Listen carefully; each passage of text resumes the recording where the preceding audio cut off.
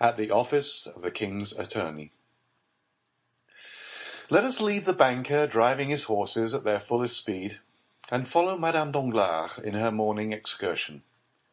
We've said that at 12:30, Madame Danglars had ordered her horses, and had left her home in the carriage. She directed her course towards the Faubourg Saint-Germain, went down the Rue Mazarine, and stopped at the Passage du Pont-Neuf. She descended, and went through the passage. She was very plainly dressed, as would be the case with a woman of taste walking in the morning. At the Rue Guénégaud she called a cab, and directed the driver to go to the Rue d'Arlet.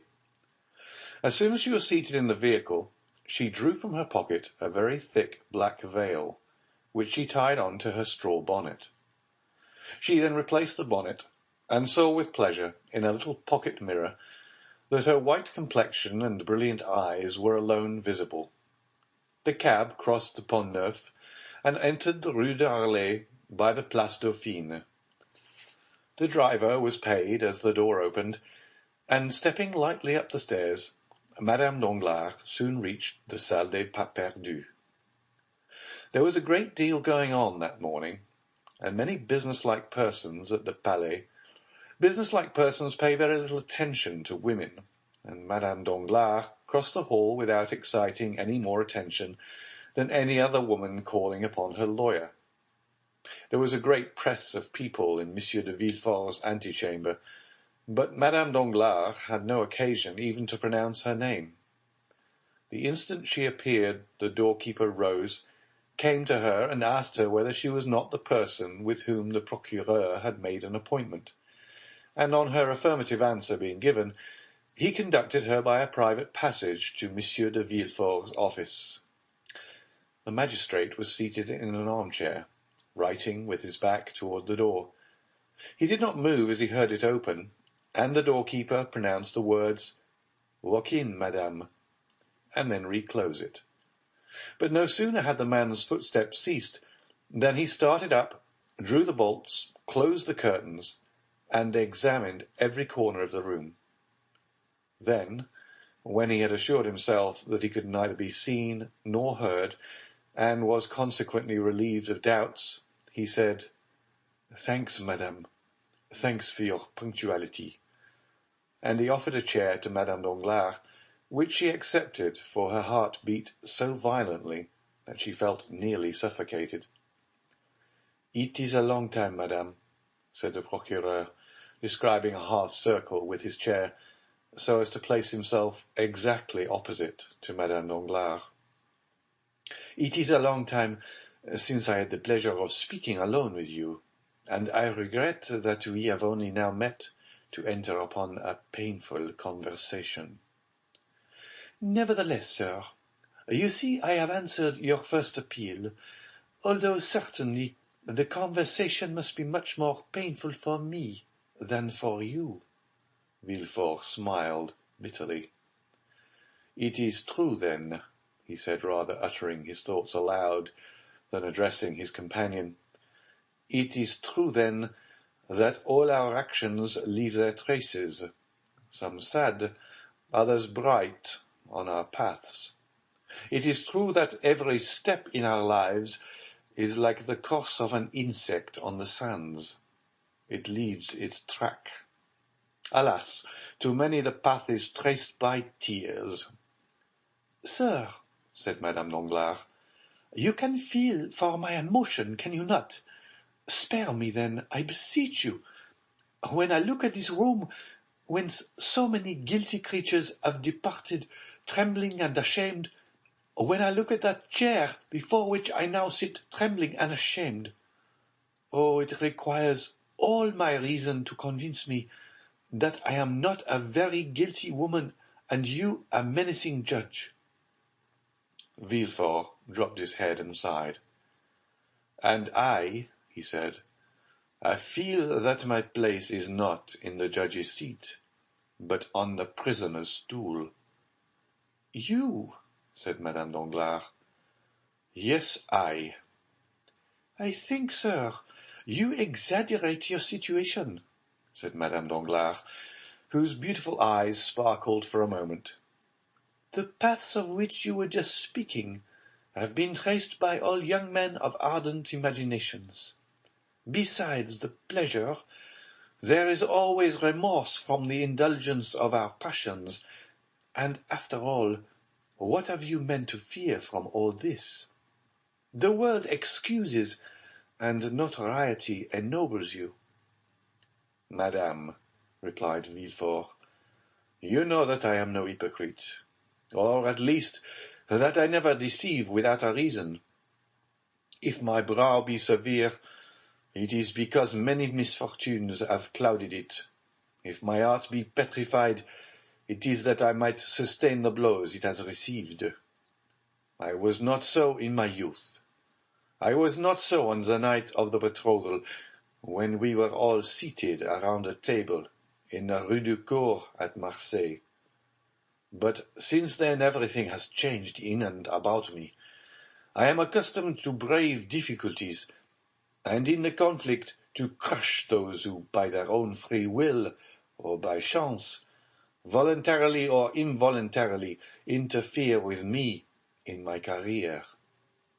It is generally the case that what we most ardently desire is as ardently withheld from us by those who wish to obtain it, or from whom we attempt to snatch it.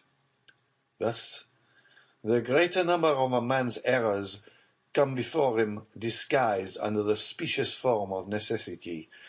Then, after error has been committed in a moment of excitement, of delirium, or of fear, we see that we might have avoided and escaped it. The means we might have used, which we in our blindness could not see, then seem simple and easy, and we say, "Why did I not do this instead of that?" Women, on the contrary, are rarely tormented with remorse, for the decision does not come from you. Your misfortunes are generally imposed upon you, and your faults the results of others' crimes. "In any case, sir, you will allow," replied Madame Danglars, "that even if the fault were alone mine, I last night received a severe punishment for it." "Poor thing," said Villefort, pressing her hand, "it was too severe for your strength, for you were twice overwhelmed, and yet—" "Well?" "Well, I must tell you. Collect all your courage, for you have not yet heard it all." "Ah," exclaimed Madame Danglars, alarmed, "what is there more to hear?" "You only look back to the past, and it is indeed bad enough. Well, picture to yourself a future more gloomy still, certainly frightful, perhaps sanguinary." The Baroness knew how calm Villefort naturally was, and his present excitement frightened her so much that she opened her mouth to scream, but the sound died in her throat. "How has this terrible past been recalled?" cried Villefort. "How is it that it has escaped from the depths of the tomb and the recesses of our hearts, where it was buried, to visit us now like a phantom, whitening our cheeks and flushing our brows with shame?" "Alas," said Hermine, "doubtless it is chance." "Chance!" replied Villefort. "No, no, madame, there is no such thing as chance." "Oh, yes. Has not a fatal chance revealed all this? Was it not by chance the Count of Monte Cristo bought that house? Was it not by chance he caused the earth to be dug up? Is it not by chance that the unfortunate child was disinterred under the trees? That poor, innocent offspring of mine, which I never even kissed, but for whom I wept many, many tears. Ah, my heart clung to the Count when he mentioned the dear spoil found beneath the flowers." "Well, no, madame, "This is the terrible news I have to tell you," said Villefort in a hollow voice. "No, nothing was found beneath the flowers. There was no child disinterred. No, you must not weep. No, you must not groan. You must tremble." "What can you mean?" asked Madame Danglars, shuddering. "I mean that Monsieur de Monte Cristo, digging underneath these trees, found neither skeleton nor chest, because neither of them was there." "Neither of them there?" repeated Madame Danglars, her staring, wide-open eyes expressing her alarm. "Neither of them there?" she again said, as though striving to impress herself with the meaning of the words which escaped her. "No," said Villefort, burying his face in his hands. "No, 100 times no." "Then you did not bury the poor child there, sir? Why did you deceive me? Where did you place it? Tell me where." "There. But listen to me, listen, and you will pity me, who has for 20 years alone borne the heavy burden of grief I am about to reveal, without casting the least portion upon you." "Oh, you frighten me! But speak, I will listen."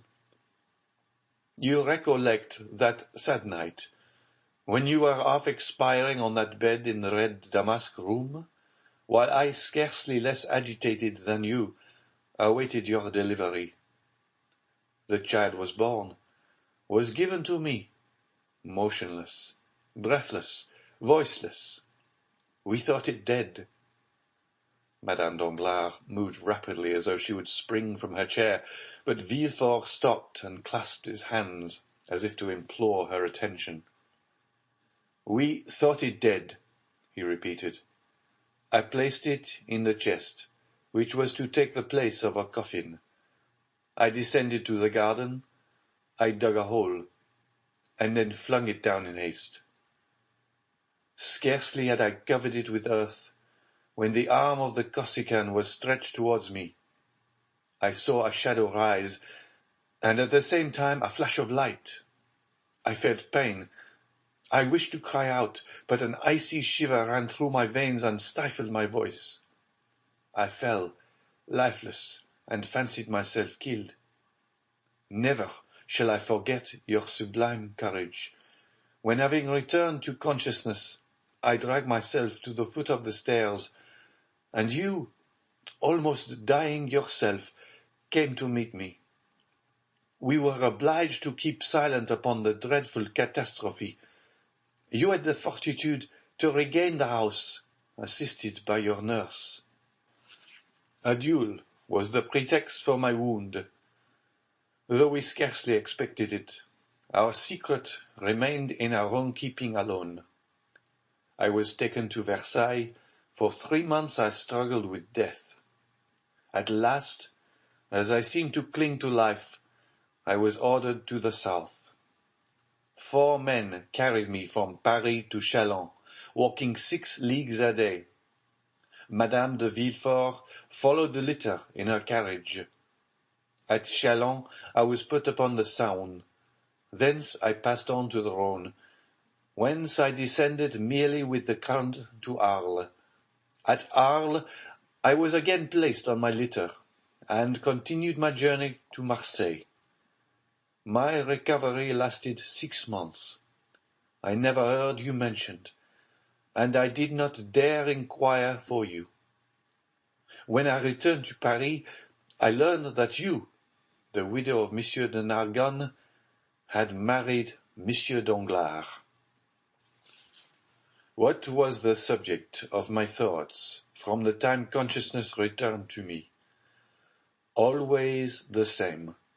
Always the child's corpse, coming every night in my dreams, rising from the earth, and hovering over the grave with menacing look and gesture. I inquired immediately on my return to Paris. The house had not been inhabited since we left it, but it had just been let for 9 years. I found the tenant. I pretended that I disliked the idea that a house belonging to my wife's father and mother should pass into the hands of strangers. I offered to pay them for cancelling the lease. They demanded 6,000 francs. I would have given 10,000. I would have given 20,000. I had the money with me. I made the tenant sign the deed of resilition, and when I had obtained what I so much wanted, I galloped to Auteuil. No one had entered the house since I had left it. It was 5 o'clock in the afternoon. I ascended into the Red Room and waited for night. There, all the thoughts which had disturbed me during my years of constant agony came back with double force. The Corsican, who had declared the vendetta against me, who had followed me from Nîmes to Paris, who had hid himself in the garden, who had struck me, had seen me dig the grave, had seen me inter the child. He might become acquainted with your person. Nay, he might even then have known it. Would he not one day make you pay for keeping this terrible secret? Would it not be a sweet revenge for him when he found that I had not died from the blow of his dagger? It was therefore necessary, before everything else and at all risks, that I should cause all traces of the past to disappear, that I should destroy every material vestige. Too much reality would always remain in my recollection. It was for this I had annulled the lease. It was for this I had come. It was for this I was waiting. Night arrived. I allowed it to become quite dark. I was without a light in that room, when the wind shook all the doors, behind which I continually expected to see some spy concealed. I trembled. I seemed everywhere to hear your moans behind me in the bed, and I dared not turn around. My heart beat so violently that I feared my wound would open. At length, one by one, all the noises in the neighborhood ceased. I understood that I had nothing to fear, that I should neither be seen nor heard. So I decided upon descending to the garden. Listen, Hermine, I consider myself as brave as most men. But when I drew from my breast the little key of the staircase, which I had found in my coat, that little key we had both used to cherish so much, which you wished to have fastened to a golden ring, when I opened the door and saw the pale moon shedding a long stream of white light on the spiral staircase like a spectre, I leaned against the wall and nearly shrieked. I seemed to be going mad. At last I mastered my agitation. I descended the staircase step by step. The only thing I could not conquer was a strange trembling in my knees. I grasped the railings. If I had relaxed my hold for a moment, I should have fallen. I reached the lower door. Outside this door, a spade was placed against the wall. I took it, and advanced toward the thicket.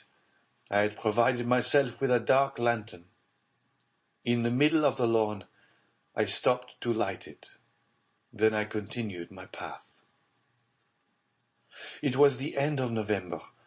All the verdure of the garden had disappeared. The trees were nothing more than skeletons with their long, bony arms, and the dead leaves sounded on the gravel under my feet. My terror overcame me to such a degree as I approached the thicket that I took a pistol from my pocket and armed myself. I fancied continually that I saw the figure of the Corsican between the branches. I examined the thicket with my dark lantern. It was empty. I looked carefully around. I was indeed alone. No noise disturbed the silence but the owl, whose piercing cry seemed to be calling up the phantoms of the night. I tied my lantern to a forked branch. I had noticed a year before at the precise spot where I stopped to dig the hole. The grass had grown very thickly there during the summer. and when autumn arrived, no one had been there to mow it. Still, one place where the grass was thin attracted my attention. It evidently was there I had turned up the ground. I went to work. The hour, then, for which I had been waiting during the last year had at length arrived. How I worked, how I hoped, how I struck every piece of turf, thinking to find some resistance to my spade. But no, I found nothing, though I had made a hole twice as large as the first. I thought I had been deceived, had mistaken the spot. I turned around. I looked at the trees. I tried to recall the details which had struck me at the time. A cold, sharp wind whistled through the leafless branches, and yet the drops fell from my forehead. I recollected that I was stabbed just as I was trampling the ground to fill up the hole, which, doing so, I had leaned against a laburnum. Behind me was an artificial rockery intended to serve as a resting place for persons walking in the garden. In falling, my hand, relaxing its hold of the laburnum, felt the coldness of the stone. On my right I saw the tree, behind me the rock. I stood in the same attitude and threw myself down. I rose and again began digging and enlarging the hole. Still, I found nothing, nothing. The chest was no longer there. The chest was no longer there, murmured Madame Danglars, choking with fear. Think not I contented myself with this one effort, continued Villefort. No, I searched the whole thicket. I thought the assassin, having discovered the chest, and supposing it to be a treasure, had intended carrying it off, but perceiving his error, had dug another hole, and deposited it there. But I could find nothing. Then the idea struck me that he had not taken these precautions, and had simply thrown it in a corner. In the last case, I must wait for daylight to renew my search. I remained in the room, and waited. Oh, heavens! When daylight dawned, I went down again. My first visit was to the thicket. I hoped to find some traces which had escaped me in the darkness. I had turned up the earth over a surface of more than 20 feet square, and a depth of 2 feet. A laborer would not have done in a day what occupied me an hour. But I could find nothing. Absolutely nothing. Then I renewed the search. Supposing it had been thrown aside, it would probably be on the path which led to the little gate. But this examination was as useless as the first, and with a bursting heart I returned to the thicket, which now contained no hope for me. "Oh," cried Madame Danglars, "it was enough to drive you mad." "I hoped for a moment that it might," said Villefort, "but that happiness was denied me. However, recovering my strength and my ideas, why," said I, "should that man have carried away the corpse?" "But you said," replied Madame Danglars, "he would require it as a proof." "Ah, no, madame, that could not be. Dead bodies are not kept a year. They are shown to a magistrate, and the evidence is taken. Now, nothing of the kind has happened." "What then?" asked Hermine, trembling violently. "Something more terrible, more fatal, more alarming for us. The child was, perhaps, alive, and the assassin may have saved it." Madame Danglars uttered a piercing cry, and seizing Villefort's hands, exclaimed, "My child was alive," she said. "You buried my child alive. You were not certain my child was dead, and you buried it? Oh!"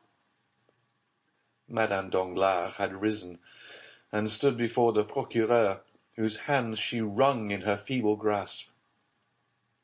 "I know not. I merely suppose so, as I might suppose anything else," replied Villefort, with a look so fixed it indicated that his powerful mind was on the verge of despair and madness. "Ah, my poor child! My poor child!" cried the Baroness, falling on her chair and stifling her sobs in her handkerchief.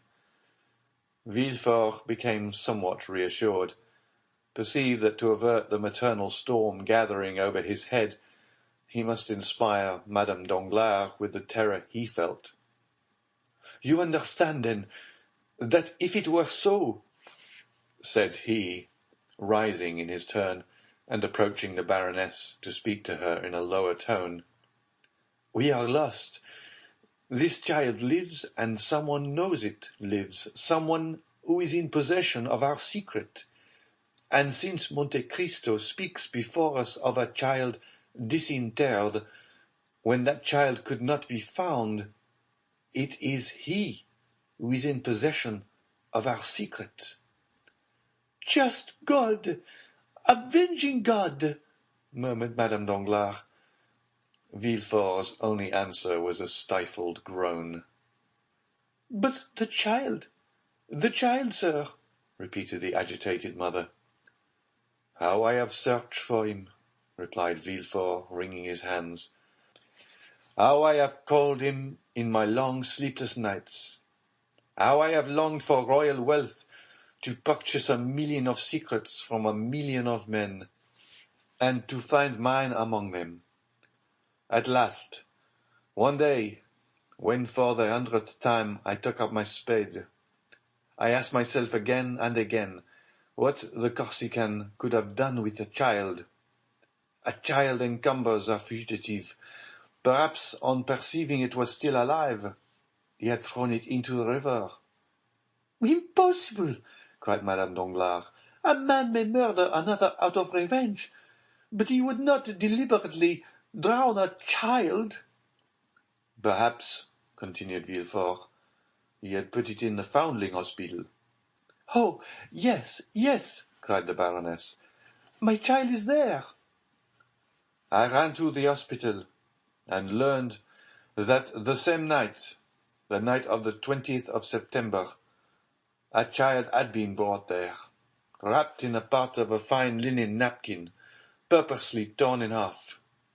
This portion of the napkin was marked with a half a baron's crown and the letter H. "Truly, truly," said Madame Danglars, "all my linen is marked thus.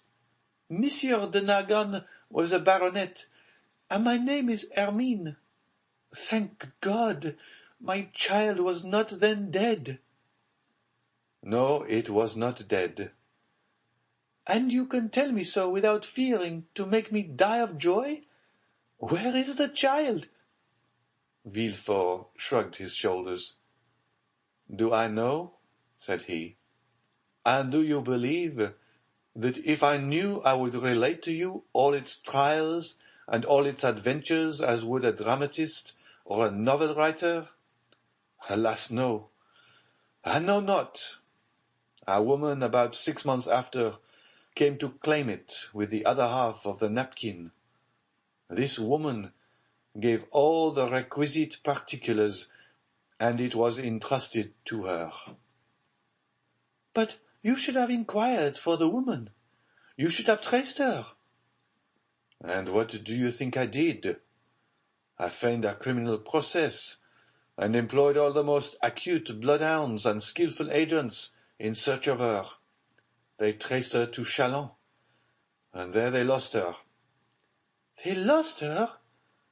"Yes, forever." Madame Danglars had listened to this recital with a sigh, a tear, or a shriek for every detail. "And this is all?" said she. "And you stop there?" "Oh no," said Villefort. "I never ceased to search and to inquire. However, the last 2 or 3 years I had allowed myself some respite, but now I will begin with more perseverance and fury than ever. since fear urges me, not my conscience." "But," replied Madame Danglars, "the Count of Monte Cristo can know nothing, or he would not seek our society as he does." "Oh, the wickedness of man is very great," said Villefort, "since it surpasses the goodness of God.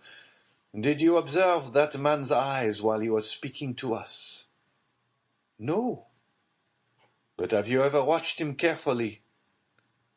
"Doubtless he is capricious, but that is all.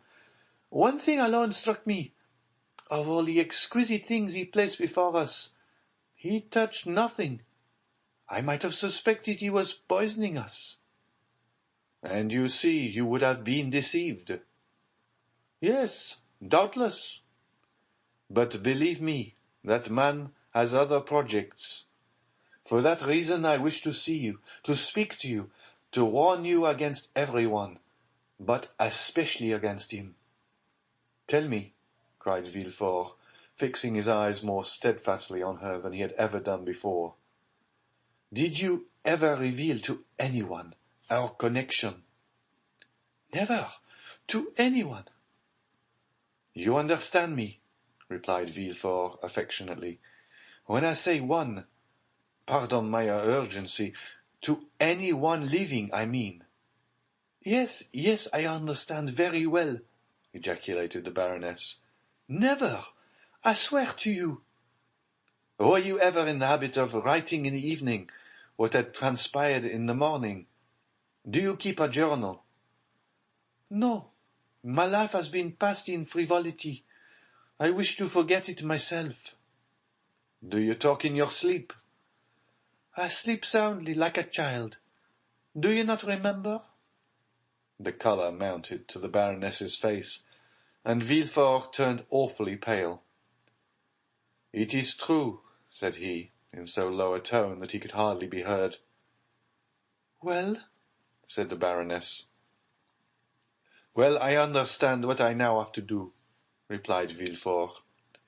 "In less than 1 week from this time, I will ascertain who this Monsieur de Monte Cristo is, whence he comes, where he goes, and why he speaks in our presence of children that have been disinterred in a garden." Villefort pronounced these words with an accent which would have made the Count shudder had he heard him. Then he pressed the hand the Baroness reluctantly gave him, and led her respectfully back to the door. Madame Danglars returned in another cab to the passage, on the other side of which she found her carriage, and her coachman sleeping peacefully on his box while waiting for her. End of chapter 67.